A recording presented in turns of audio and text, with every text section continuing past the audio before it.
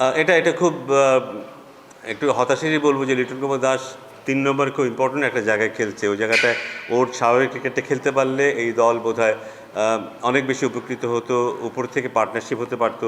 আমি বলছি না যে প্রত্যেকটা ম্যাচেই রান করতে হবে, বাট ও যেভাবে আউট হচ্ছে বা ও যেভাবে রেসপন্স করছে বোঝাই যাচ্ছে যে কিছু সমস্যা বোধহয় ওর হচ্ছে। স্লিপে বল যাচ্ছে, outside the off stump beat হচ্ছে। আমি শিওর যে ওখানে যারা কোচ আছেন তারা এই বিষয়টা দেখছেন এবং এটা নিয়ে কাজ করবেন, কারণ ও খুব গুরুত্বপূর্ণ একজন খেলোয়াড় আমাদের জন্য। সব ফরম্যাটেই খেলছে এবং মাঝে মধ্যে ও কি ট্রিমেন্ডাস ক্রিকেট খেলেছেন আমরা সবাই দেখেছি। এটা খুব দুঃখজনক হবে ওকে যদি আমরা ওর কাছ থেকে ওর সেরাটা যদি আমরা বের করে নিয়ে আসতে না পারি। সো আমার মনে হয় ওটা নিয়ে নিশ্চয়ই কাজ করবে এবং এই মুহূর্তে ওর খেলা দেখে সবাই হতাশ হচ্ছে, কোনো সন্দেহ নেই। বাট আমার মনে হয় ওর ব্যাপারে হালটা ছেড়ে দেওয়াটা ঠিক হবে না। ওকে ওর পাশে থাকা দরকার এবং আশা করব ও দ্রুত ফিরে আসবে। ওয়ানডেতে বোধহয় আমরা অন্তত দুটো ম্যাচে আমাদের আরও প্রতিদ্বন্দ্বিতা করা উচিত ছিল। শেষ ম্যাচটায় আমরা যে রান করেছি সেটাতে আমরা জিতবো এমনটাই আশা ছিল। আমার মনে হয় যে আমাদের পেস বলাররা শুরুতে যে বলিংটা করেছে, মাঝখানে স্পিনাররা সেটার কনসিস্টেন্সিটা ধরে রাখতে পারেনি। আমরা যখনই ভালো করেছি আমরা দেখব যে আমরা রান যতই করি, কারণ 300 রানের মতো রান আমরা খুব কমই করেছি, 270-280 রান করলেও আমাদের মাঝখানে স্পিনাররা ভালো বল করেছে, সেই কারণে আমরা হয়তো অনেক কিছু ম্যাচ জিতেছি। কিন্তু এই জায়গাটায় সেটা আমরা পাইনি। যখন উইকেট দরকার ছিল তখন আমাদের স্পিনাররা সেই উইকেটটা দিতে পারেনি, বা স্পিনাররা এক্সপেন্সিভ হয়ে গেছে, স্পিনারদেরকে ওরা চার্জ করতে পেরেছে। ওই জায়গাটায় বোধহয় আমরা কিছুটা ব্যর্থ হয়েছি।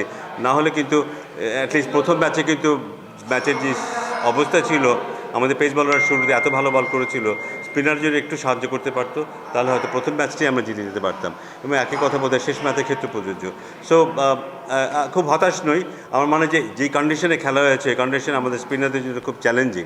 ঠিক কোন লেন্থে বল করতে হবে এটা বুঝতে একটু সময় লেগেছে, বা যেই লেন্থে বল করতে তারা এখানে অভ্যস্ত, অনেক সময় সেটাই ওরা করে ফেলেছে, যেটাতে আমরা দেখেছি সামনের বল করা টেন্ডেন্সিটা বেশি দেখেছি, এবং যে বলই সামনে গেছে সেই বলই কিন্তু 6 হয়েছে।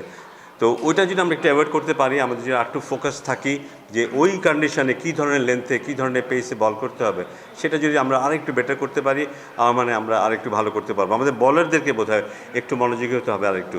ব্যাটাররা থ্যাঙ্কফুলি অনেকদিন পরে উপরে রান হচ্ছে, উপরে পার্টনারশিপ হচ্ছে, আমরা ভালো একটা টোটাল করতে পারছি, এটা কিছুটা স্বস্তি।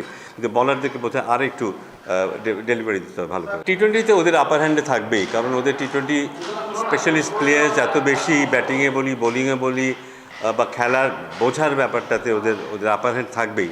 তার মানে এই নয় যে ওরা মাঠে নামা মানে ওরা জিতে যাবে, তা নয়। আমি নিশ্চিত যে আমাদেরও টপ অর্ডার কিন্তু এখন ভালো করছে, এবং খুব আশার ব্যাপার যে বেশ দুটো ম্যাচে বা তিনটে ম্যাচে বলতে পারবো না, দুটো ম্যাচে কিন্তু আমরা অনেকগুলো 6 মেরেছি, যার সাধারণত আমরা দেখি না। কিন্তু এই 6 হিটিং এবিলিটিটা আমাদেরও বেশ কিছু খেলোয়াড় আছে। সো সেটা যদি আমরা অ্যাপ্লাই করতে পারি, বলার যদি একটু বেটার বল করতে পারে, 3 ডে আমরা 3টা যে 1 ডে খেললাম সেখান থেকে যেই অভিজ্ঞতাটা হলো সেটা নিয়ে যদি আমরা বলাররা নিজেদের স্ট্র্যাটেজি তৈরি করতে পারে, আমার মনে হয় আমরা আরেকটু বেটার খেলতে পারবো। কিন্তু এটা অ্যাসুরেন্স দেয় না যে ওদের এগেনস্টে আমরা জিতেই যাবো কিনা, কারণ এটা মানতেই হবে যে টি-20তে ওরা অনেক অভিজ্ঞ। বাট আমাদের ইতিবাচক মানসিকতা নিয়ে খেলতে হবে, কোনো সন্দেহ নেই।